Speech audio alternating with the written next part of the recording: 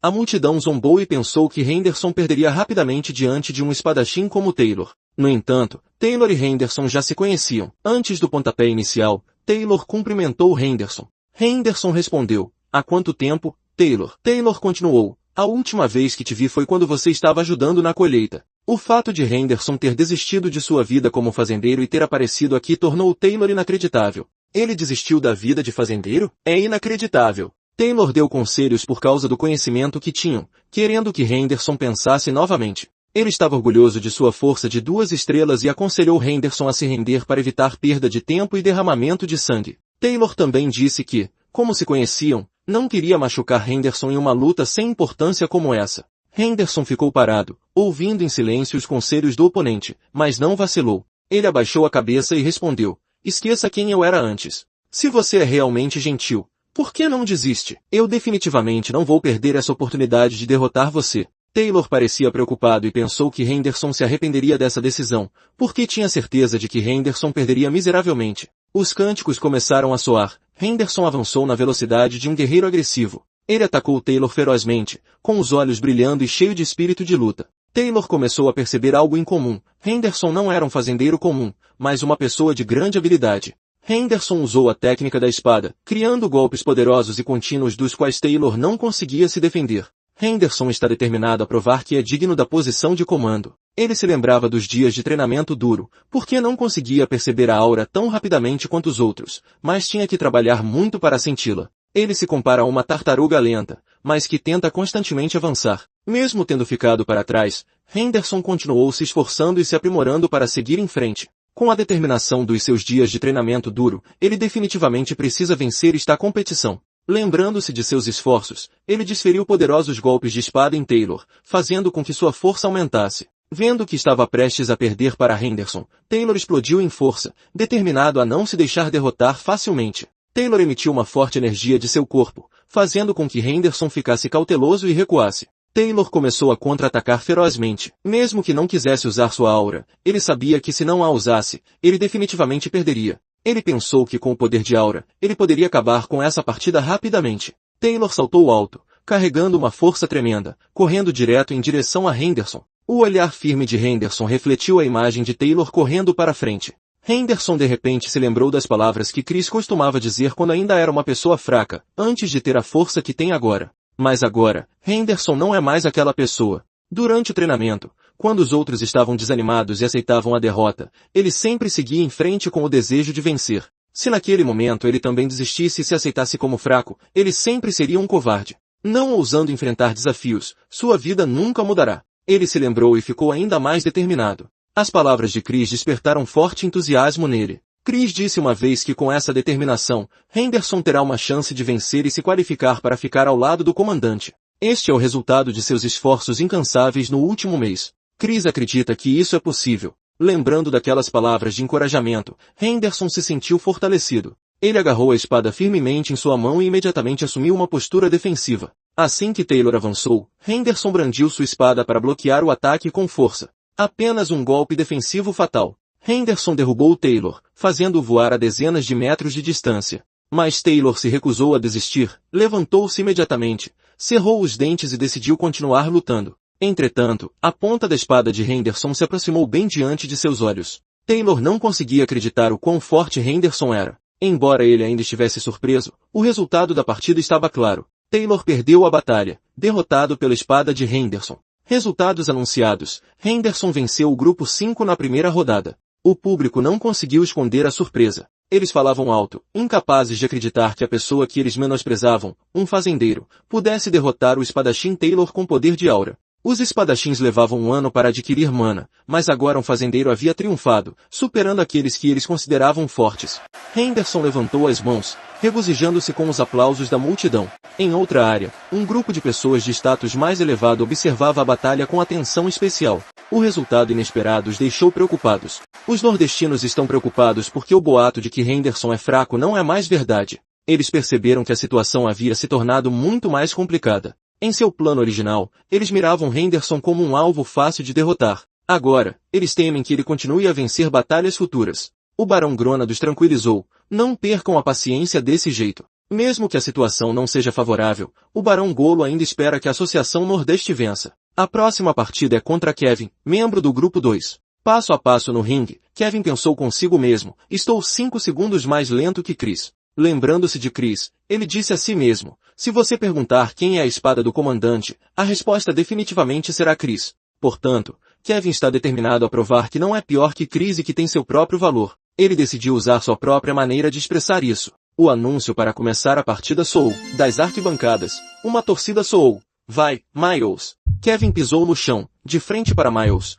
um membro da Northeast Lumber Association. Miles fica assustado com a reputação de Kevin, que é conhecido como o Diabo de Dimitri. Porém, uma vez no palco, Miles decidiu lutar com todas as suas forças, não importando quão forte fosse o oponente. Com isso em mente, Miles atacou agressivamente desde o início. Miles continuou atacando Kevin, mas Kevin apenas se defendeu e desviou facilmente. Aproveitando a brecha, Kevin desferiu um poderoso soco no estômago de Miles. O soco foi tão forte que deixou Miles tonto e em pânico.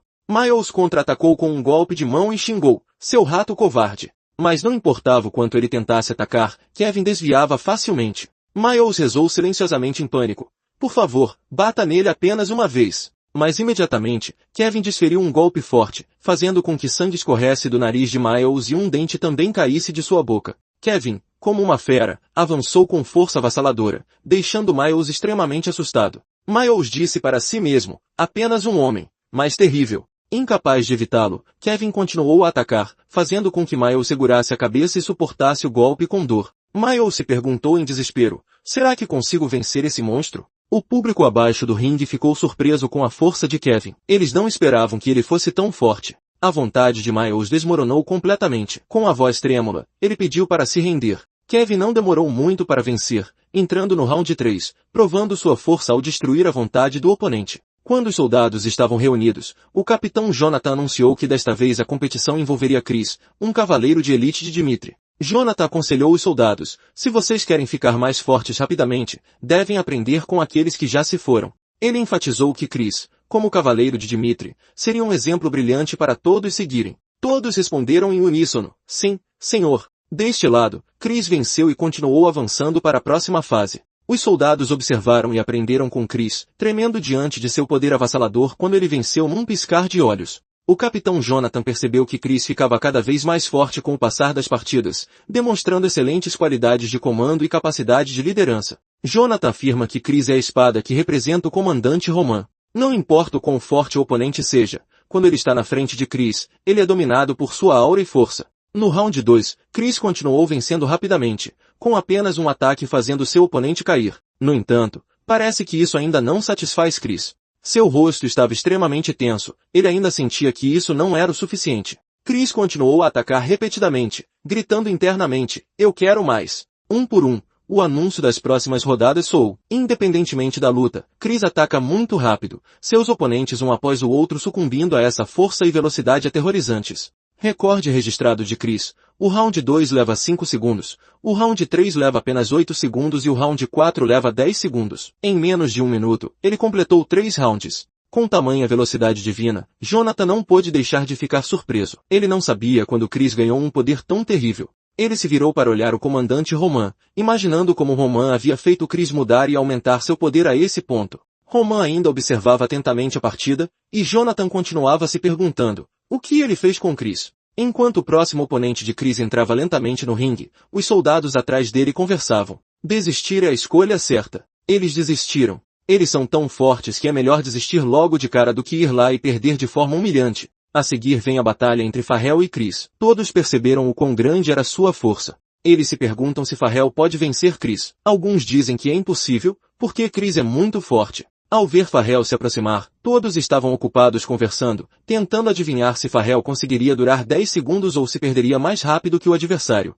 Outros apostaram alguma prata que Farrell poderia durar pelo menos 30 segundos. Então, o árbitro anunciou, por favor, avancem, ambos os adversários. Ao ficar diante de Chris, Farrell pensou consigo mesmo que, lutando ou não, ele ainda perderia, mas resistir era outra questão. Farrell disse que, em vez de usar toda a sua força para lutar para vencer, ele só esperava durar 1 minuto. Como as pessoas que perderam em menos de 10 segundos foram derrotadas miseravelmente, se ele conseguisse durar 1 minuto, ele seria considerado mais forte do que essas pessoas.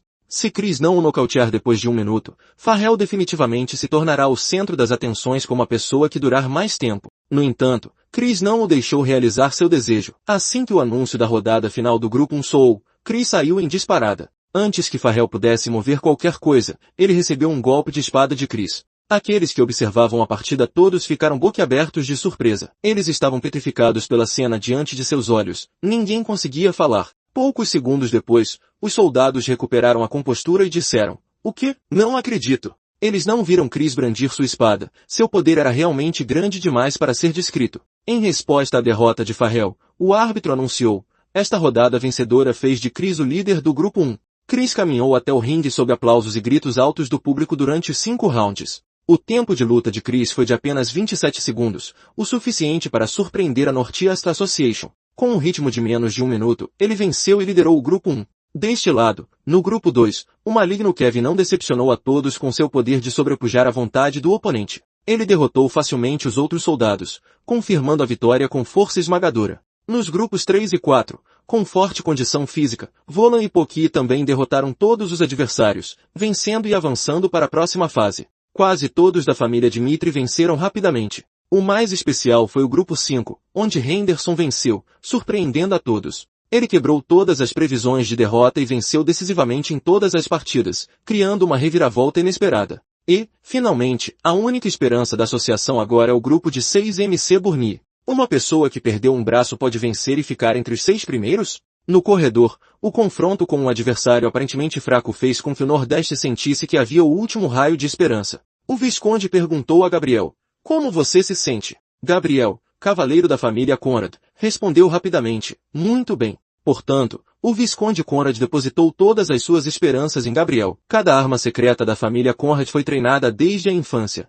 Ele exclamou: "É claro que deve ser bom." Ele calculou que Gabriel era um espadachim de 3 estrelas. Nesta competição, há limitações para a aura. À primeira vista, isso parecia uma regra justa, mas certamente não poderia superar a estratégia de força em comparação a um espadachim de 3 estrelas. Vendo a situação diante dele, ele foi subjetivo e pensou que MC Burnie teve apenas sorte de avançar para a terceira rodada. Mas acabou. Dessa vez ele definitivamente vencerá e fará Roman desistir. Quando ele decidiu mostrar seu trunfo, Gabriel, ele estava muito confiante e disse para ele se lembrar de uma coisa: todos os espadachins da Associação Nordeste o haviam eliminado. É por isso que Gabriel não deve mostrar misericórdia, mesmo que o oponente seja uma pessoa com deficiência. Sinta-se à vontade para pisar em MC Burnie como ele quiser. E Gabriel também não é bom, então ele não vai desistir de MC Burnie a qualquer custo. Ele pensou consigo mesmo: ele poderia perder para uma pessoa sem braços? Por causa desse pensamento, quando ele pisou no palco, Gabriel ficou muito complacente. Ele não acreditava que perderia para um espadachim comum com apenas uma mão. MC Burnie não conseguia nem ficar em pé, mas tinha o desejo de se tornar um cavaleiro. No entanto, quanto mais atentamente ele observava MC Burnie, mais Gabriel avaliava que sua mão direita ainda estava saudável. Mas alguém como ele certamente não conseguiria atingir o limiar de um espadachim. Perdeu um braço e participou de uma competição de esgrima. Enquanto pensava, o árbitro imediatamente gritou alto para anunciar o início da partida. Assim que a luta começou, Gabriel imediatamente correu para atacar MC Burnie. Ele disse a si mesmo que não havia necessidade de MC Burnie vir aqui, deixe-o mostrar a ele como era a realidade. Diante dos ataques pesados de Gabriel, MC Burnie rapidamente se esquivou e conseguiu contra-atacar. Gabriel pensou que tinha o dedo do oponente no pulso. Ele sorriu e pensou consigo mesmo: se você quer evitar meu ataque, só há um jeito, e é se mover para a direita. Ao ver você desviar para a esquerda, ele atacará para a direita. Onde está sua outra mão? Como ele usou apenas um braço, isso significava que o outro lado estava completamente exposto. Pensando nisso, Gabriel levantou sua espada agressivamente e apontou-a diretamente para MC Burnie. Justo quando ele pensou que a vitória estava em suas mãos e que acabaria com esta competição rapidamente, MC Burnie imediatamente se inclinou para trás para evitar um golpe fatal. Diante dessa situação, Gabriel se perguntou surpreso: o que é esse movimento estranho? Ele começou a ficar mais agressivo, balançando sua espada continuamente. Depois disso, MC Burnie avançou como um tornado e rapidamente deu um golpe no peito de Gabriel, causando-lhe uma dor extrema. Uma vez feito, MC Burnie rapidamente recuou. Quando foi espancado daquele jeito por um homem sem braços, ele se sentiu bravo e xingado. Esse desgraçado, em seus olhos havia faíscas de raiva. Ele ficou cada vez mais irritado, ao ver que tinha tanta força. Dessa vez ele sabia que conseguiria entrar no terceiro round não por sorte, mas porque confiava em sua força. Mas imediatamente o poder de Gabriel explodiu. Ele pensou com raiva consigo mesmo. Que diabos é esse desequilíbrio corporal? Sua raiva agora queimava como se quisesse queimar MC Burnier. Gabriel percebeu o ponto-chave de que MC Burnier aproveitou a falta de um braço para usar esse movimento e reequilibrar seu corpo. No passado, Romain havia dito a MC Burnier que esse era um fator importante na esgrima, que era saber como tirar vantagem do equilíbrio do corpo. O fato de ele ter a força que tem hoje é porque Romain lhe mostrou o caminho. Perder uma mão é realmente uma fraqueza fatal para espadachins. Mas quando percebeu que perder uma mão não era grande coisa, MC Burnier teve que saber como transformar esse desequilíbrio em um movimento especial de esgrima. MC Burnier sempre se perguntou, o fundador da espada para canhotos é alguém que perdeu o braço como eu? Existe uma pessoa assim neste mundo? Essa pessoa tem alguma qualidade especial? Mas ele rapidamente negou a si mesmo. Não, não é como eu, alguém que desistiu da realidade. Naquele dia, ele constantemente procurava novas maneiras de criar sua própria esgrima. MC Burnier se encorajou. Perder um braço não era nada. Não importa quão cansativa fosse a prática, MC Burnier ainda olhava para o céu e dizia a si mesmo, um pouco de esperança é difícil de encontrar. Contanto que você se esforce para lutar, você encontrará um novo caminho que lhe convém.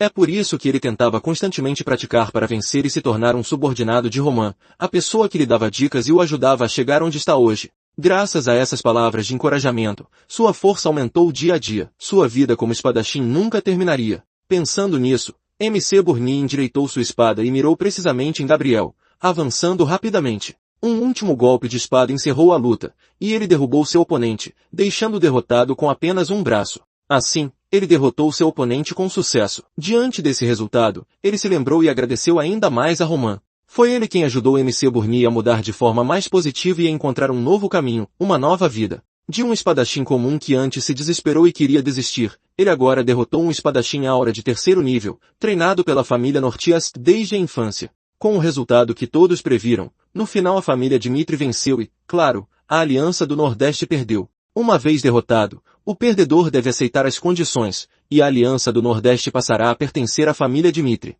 Vendo esse resultado, o Visconde Conrad não conseguiu aceitar que havia perdido. Sua mão apertou, aparentemente sem vontade. Visconde Conrad pensou desapontado, realmente acabou. Se isso continuar, a família Dmitri ficará mais forte com o tempo. E isso fará com que sua aliança entre em colapso. Tudo realmente acabou? Quanto mais ele pensava sobre isso, mais assustador ficava, seu rosto ficava preto, perguntando a si mesmo, será que eles estão enfrentando monstros? Mesmo que eu tenha tentado de tudo graças ao relacionamento que tenho. Fui ao governo central, mas ainda não consegui derrotar esses demônios e monstros. Os outros não entenderam seu humor, mas chegaram a perguntar, o que devemos fazer agora? Essa pergunta o deixou desconfortável. Vendo que sua facção havia perdido miseravelmente, ele imediatamente deixou o lugar e não quis ficar mais um segundo. A aliança foi derrotada. Qual o sentido de continuar aqui? Não apenas o Visconde Conrad, mas todos os outros também ficaram surpresos. Quando a família Dmitri se tornou tão poderosa que ninguém conseguiu derrotá-los, eles certamente não eram tão fortes no começo.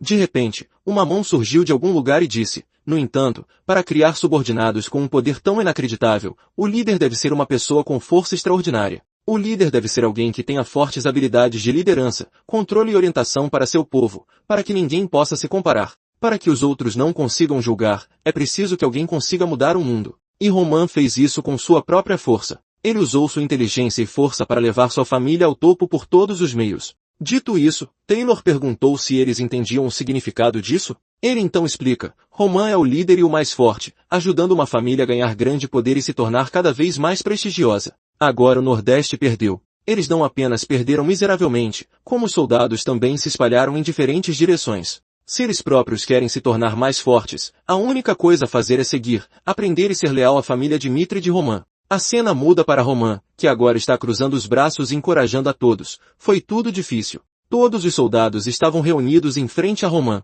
Ele começou a falar, há algumas pessoas aqui que precisam da minha força, outras que me admiram. Todas as pessoas aqui têm seus próprios objetivos e desejos, não apenas poder ou admiração, há pessoas que só querem estar perto e ser leais a Romain. Mas Romain não gosta de relacionamentos complicados que surgem do fato de a outra pessoa não ter outra escolha. É por isso que Romain quer construir o relacionamento ideal, porque os relacionamentos são formados com base em emoções genuínas. Um relacionamento que tem impacto de ambos os lados será um relacionamento próximo e um relacionamento ideal. Como todos precisavam de algo de Romain, ele acreditava que seu relacionamento com ele seria forte no futuro, como se houvesse uma corda unindo-os. Roman acrescentou com um sorriso perigoso. Admiro seu desejo. Ao mesmo tempo, ele os lembrou de nunca se esquecerem de uma coisa. Essas são as pessoas escolhidas por Roman Dmitri que não são pessoas comuns. Eles trabalharam duro e se esforçaram muito. Então, por favor, acredite em si mesmo. Certamente eles sempre vencerão, nunca desistindo diante das dificuldades e desafios que ele apresentou. E para recompensar seus esforços, Roman generosamente deu a cada um deles 3 moedas de ouro e lhes deu 3 dias de licença. Roman espera que com essa recompensa, os soldados se divirtam. Ouvindo isso, os soldados ficaram muito felizes. Eles responderam em uníssono: obrigado, é uma honra servi-lo. Juramos ser leais a você. Por outro lado, deste lado, Lucas acompanhou e observou cada movimento da aliança e viu que, após o término da competição, era exatamente o que Roman havia previsto. Eles se renderam completamente à família Dmitri. Esse resultado faz Lucas pensar que talvez em um futuro próximo, a Aliança do Nordeste ficará temporariamente em silêncio. Eles pararão temporariamente de se opor à família Dmitri e esperarão por outra oportunidade. Depois de ouvir, Roman objetou: no entanto, em um país, mesmo administrado sob regimes rígidos, ainda haverá aqueles que ficarão insatisfeitos e sempre protestarão. Não existe governo perfeito neste mundo. Por isso, não podemos prever como eles agirão e quais consequências causarão. Para evitar conflitos com o governo central,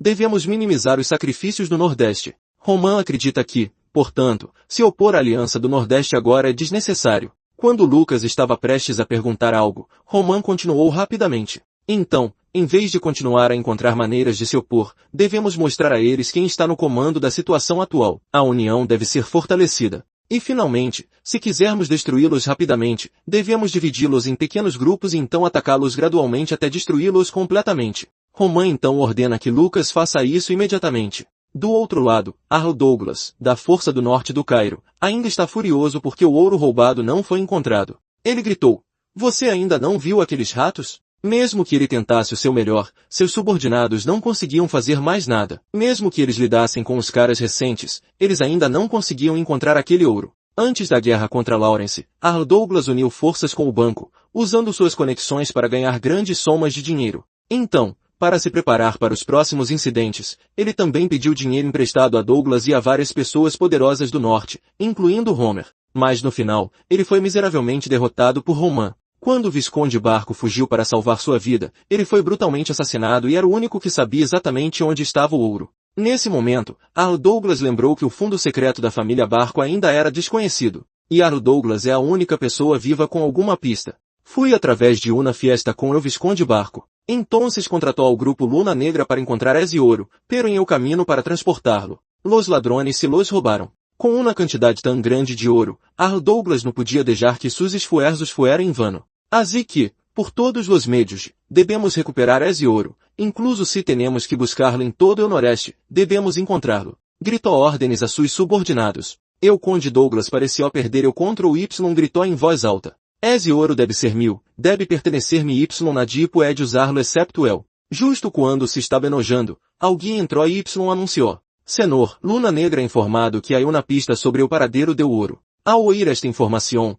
o Conde Douglas não pudo evitar levantar-se e perguntar novamente. Quer? Então leis instou rapidamente a que viniera aqui de imediato. La líder do Grêmio Luna Negra, Negra Donovan, entrou para informar. Depois de que o ouro fui roubado, fui escondido em um mercado negro. Y finalmente descobrimos a identidade das pessoas que tinham o ouro. Antes de que o líder do Grêmio Luna Negra pudiera terminar de informar. O Conde Douglas perdeu a paciência e perguntou apressuradamente, ¿Quiénes são? Donovan respondeu rapidamente, ¿Quiénes los tenía ahora não eram los bandidos sino la aliança do Noroeste? Ao ouvir este nome, o Conde Douglas exclamou alarmado, ¿Qué dijiste? Donovan luego explicou que primeiro, o ouro fui roubado por ladrones. Pero entonces los soldados de la aliança do Noroeste encontraram a los bandidos y los atacaram. O líder do Grêmio Luna Negra agregou que depois de derrotar a los ladrones, pusieron o ouro em eu alto y escaparam. Não tinha ideia de que o ouro estava em eu alto de Douglas. Por isso actuam tão imprudentemente. Quando o líder do Grêmio Luna Negra encontrou informação sobre o ouro,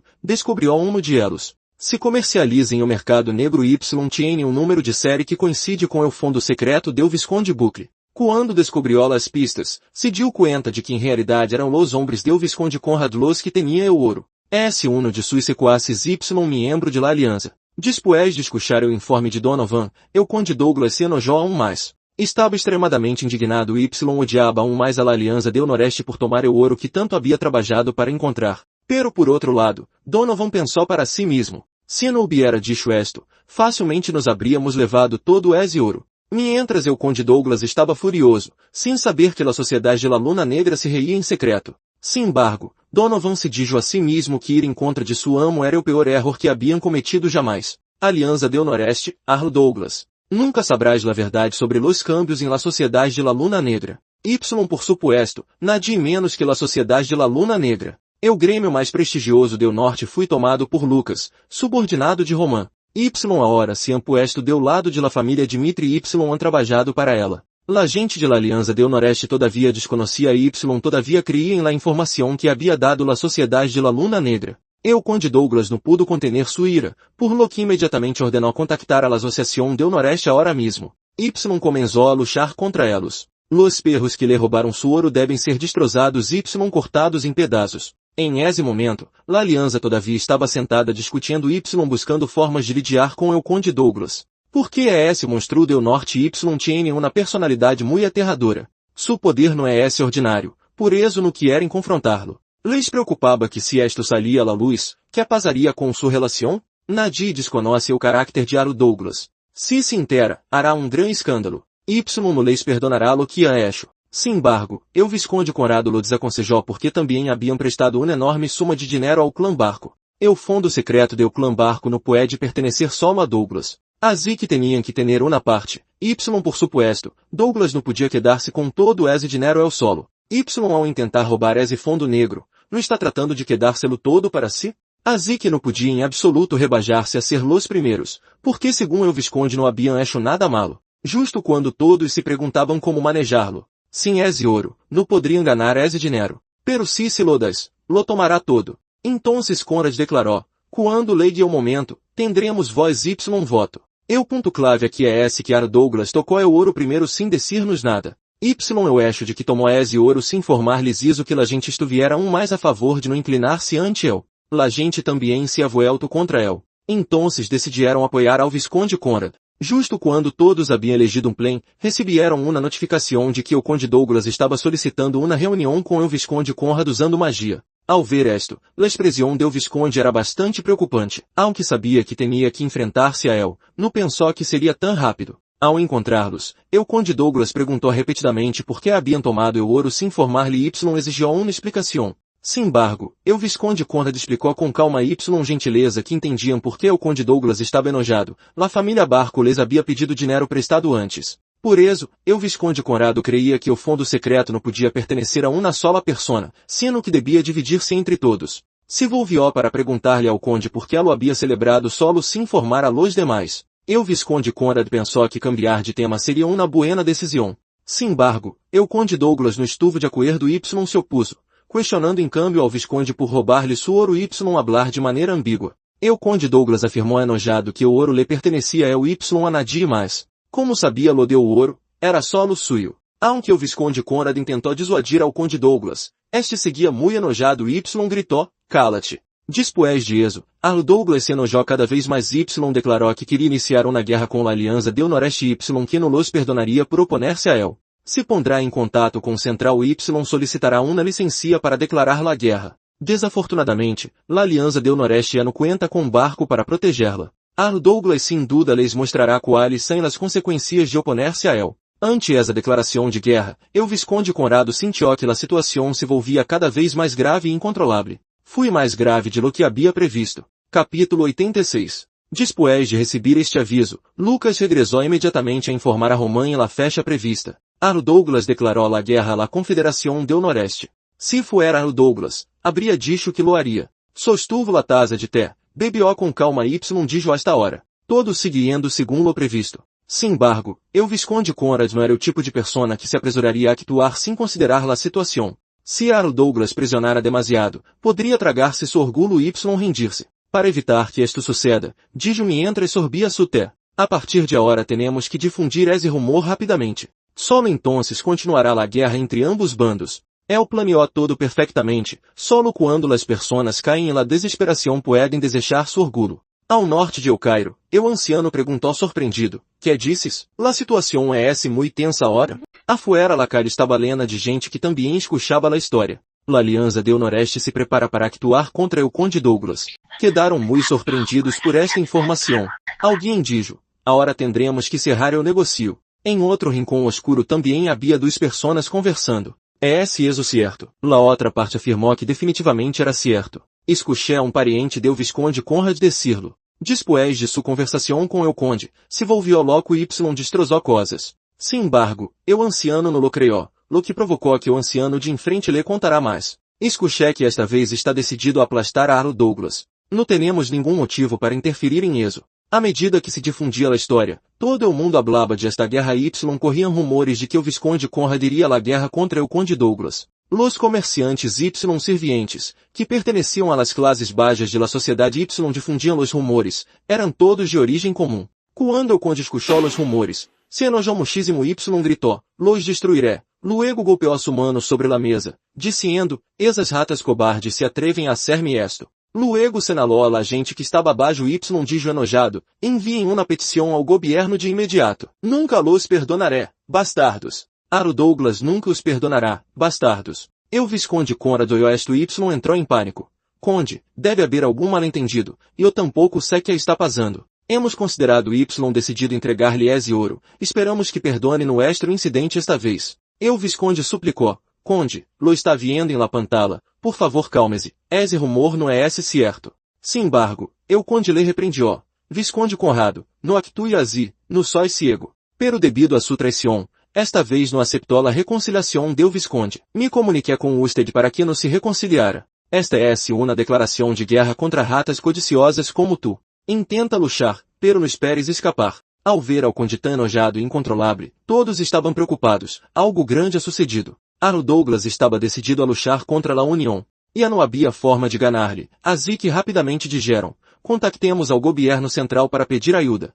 Então o Visconde lhes dijo a todos que se calmaram, escuchem, luego se comunicou com la persona do outro lado através de la pantalla, todo foi causado por sua aliança, assim que vayan Y resuelvo ustedes mismos. Todos estavam desesperados ao escuchar eso Y pensaram que esta vez nadie poderia salvá-los. Se acabou, esta guerra é inevitável. Em esse momento, Roman se pôs em contato com elos. Oh, Deus meu, Roman Dmitri se está comunicando com elos inesperadamente. O Visconde cogiou o telefone Y perguntou, Roman, que pasa? He oído que a Alianza del Noreste está teniendo problemas. Ao princípio, o Visconde te viu Y pensou que claramente lamabas para reír-te de nós outros. Antes de que pudiera terminar de pensar, sonou na voz, me comunico com usted porque quero que compreenda claramente a situação para que não haja mal-entendidos. O Visconde Oeste Y entendió lo que pasaba, que essa é a atitude, dijo, nós outros também lo sentimos mucho. Em realidade, fui hace uns dias, lhe contou a Roman toda a história.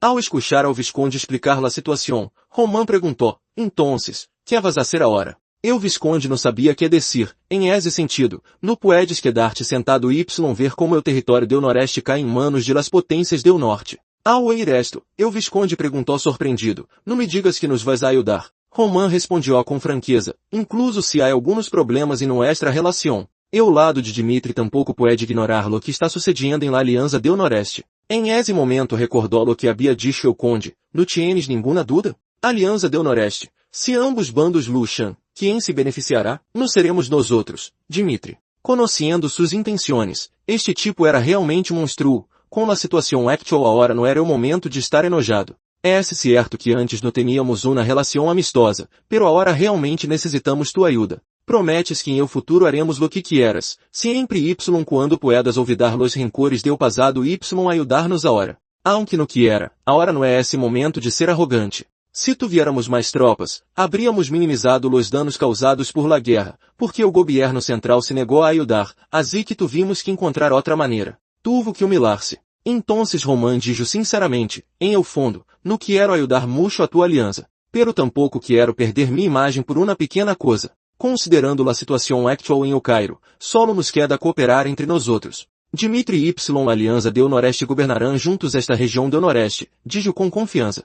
O Visconde Oeste Y tuvo uma ligeira dúvida sobre se cumpriria sua palavra ou não. Se cruzou de braços, mirou hacia abaixo Y dijo, mi propuesta é muito clara. Esperamos que se arrepienta sinceramente y esteja disposto a cooperar com nós outros em um futuro. Como prometi, definitivamente não ignoraré tuas dificuldades. El escuchou eso y pensou que era increíble. Roman Dmitri, quem solia odiar a nobleza, agora está com nós outros. A hora que estava a ponto de convertir-se em o gran líder de la região noreste, el Visconde pensou em esto y apretou el puno. Imediatamente pediu a mais tempo para discutir-lo novamente com os membros de la aliança. Me pondré em contato com usted novamente después de discutir-lo com os demais membros de la aliança. Uns dias después, ao outro lado, el Conde Douglas caminhava tranquilamente com seus soldados, rumbo à la fronteira entre o norte y o nordeste para luchar. Quando os soldados exigieron seus direitos, Senhor Conde Douglas, quando termine esta guerra, usted deve garantizar nuestros justos direitos. Por supuesto, se dio la vuelta y dijo, por que estás hablando de um assunto tão trivial com o Senhor del Norte? Después de la crisis, la região nordeste perdeu a sua fuerza, como um castilho de arena que se derrumba. Não é essa hora de que nos apoderemos de essa terra fértil. Já, así es. Oír eso me emociona de nuevo. La gente veía a Douglas como um monstro de maneira inconsciente, pero él nunca atacava a seus oponentes a ciegas. Usava qualquer médio com tal de ganar la peleia,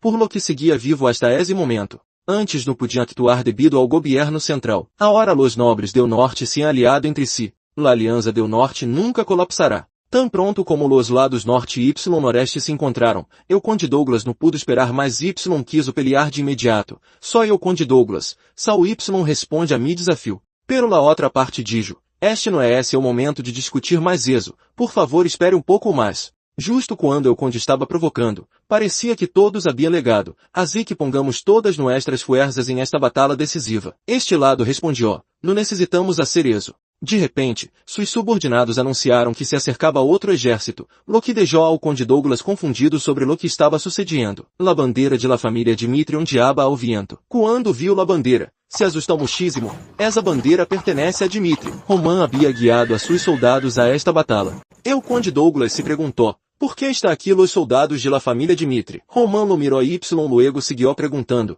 por que está aparecendo em este campo de batalha del Noreste? Usted é o senhor de la região norte, e eu estou liderando refuerzos para a aliança. El Conde compreendeu imediatamente ao ouvir aquilo. No, se o senhor del norte trai tropas, será uma excusa para que Dmitri se una à guerra. Ao ver que Roman apoiava o outro bando, los aliados del Conde imediatamente se preocuparam. Por que apareceu Dmitri aqui? Não sabiam esto de antemano? Se hubiera sabido que Roman Dmitri estava participando, não habría venido aqui. Conde Douglas, estamos listos. Ao escuchar o recordatório del Visconde, pero com la situação actual, el Conde estava extremadamente enojado. Bastardo. Antes de que pudiera terminar seu pensamento, Roman habló. Ahora les daré a ustedes, los nortenos, uma opção. Queres um duelo ou uma batalha massiva? De que maneira deverias luchar? Capítulo 87. Maldita se, Dmitri se unirá à guerra, uma vez que se declara a guerra, no hay vuelta atrás. Se tu viera que luchar contra Dmitri, la derrota seria inevitável. Sin embargo, no puedo elegir uma batalha renhida.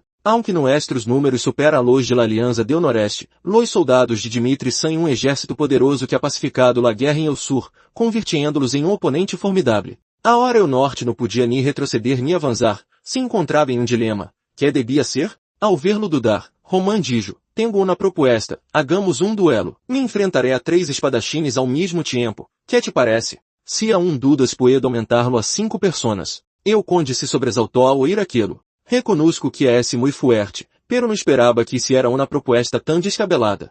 Roman estendiu a mano para invitar a la persona que tinha em frente, dizendo ao mesmo tempo, espero terminar la guerra lo mais limpiamente possível. Que opinas? Necessito tempo para pensar. Imediatamente discutiu com seus aliados, aceptemos esta proposta. Aunque se fuerte, somos 5, la élite de cada clã. Não podemos derrotar a no duelos? Los soldados se preocuparam ao ouvir eso, pero aún así era demasiado perigoso. Eu acho de que hubiera derrotado a Butler antes significava que podia acabar com 5 personas. No lo sé, pero não há outra maneira. Não importa como luchemos, tenemos que enfrentar-nos a esse monstro. Usou a sua espadachim como motivação. Mis espadachines gemelos subordinados uma vez unieram fuerzas para atacar y derrotar a um espadachim de nível 4. La imagem de um par de hombres com dos colores de espada diferentes é poderosa. El Conde tentou convencer-lhes. É certamente tão fuerte como dizem los rumores, pero é uma decisão imprudente para mostrar a fuerza de nuestro equipo. Aunque não conhecemos todos os detalhes y todavia estamos saltando de um lado a outro para matá-lo,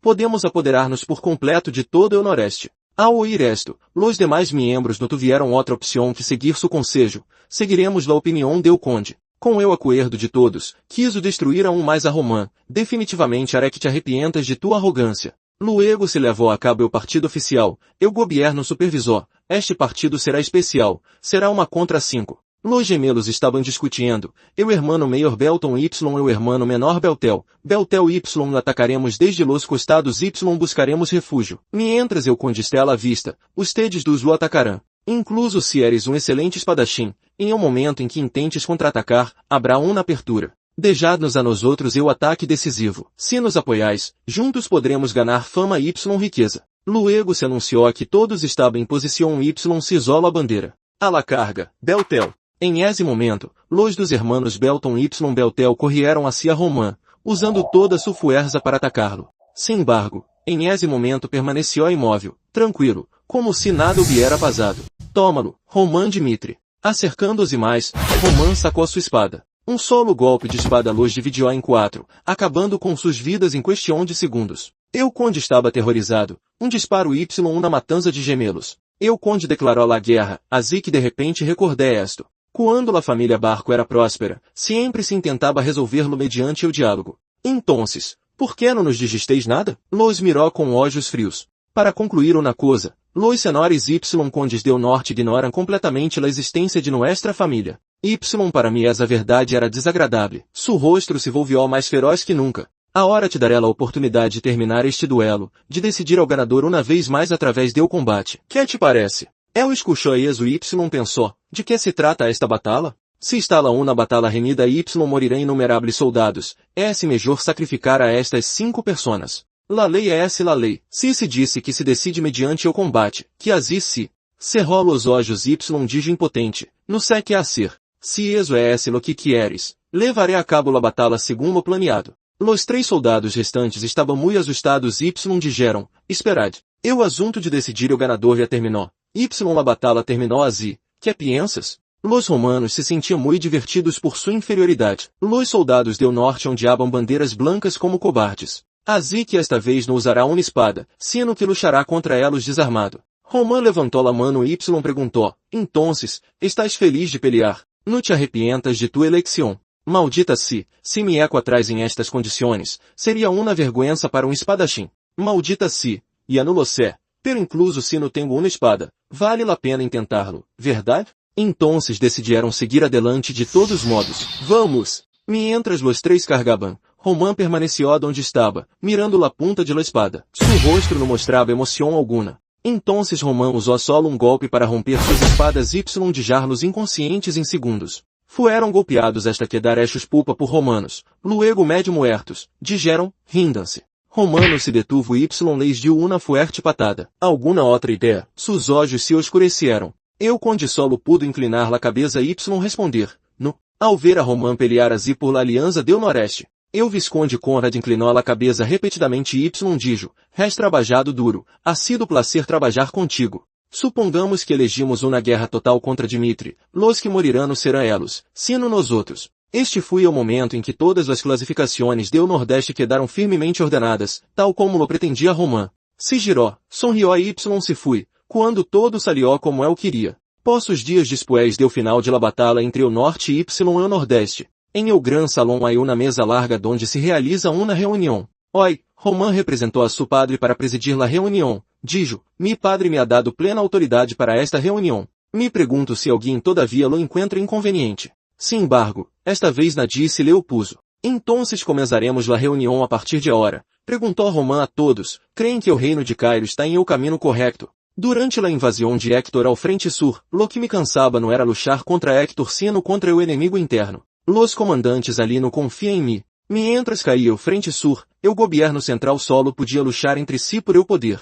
Todos se surpreenderam ao ouvir isso. Se não fuera por mim y mis soldados, Cairo todavia estaria em guerra com Héctor. Y se Cairo está controlado por el governo. Ao ter que enfrentar-se novamente à guerra, o governo seguramente mobilizará soldados de todas partes para construir plataformas de lançamento. Y em contraste com os nobres locais que perderam suas tropas y sofreram muitos danos, o poder de los nobres em o governo certamente seria mais sólido. Tenemos que afrontar este eixo. Que Cairo não é esse justo, Por eso nos dimos cuenta que es necesario un nuevo cambio. Ao igual que los nobles en la capital desfrutaban del poder bajo el nombre de gobierno central. Todos oyeron eso y guardaram silêncio, escuchando-lo continuar. ¿Por que não unimos fuerzas para protegernos unos a otros en esta região del noreste? Dicho esto, pensou para si mismo, uma vez que Dmitri comience a actuar em sério, no que dará mucho tiempo. Hay que capturar rapidamente toda a região.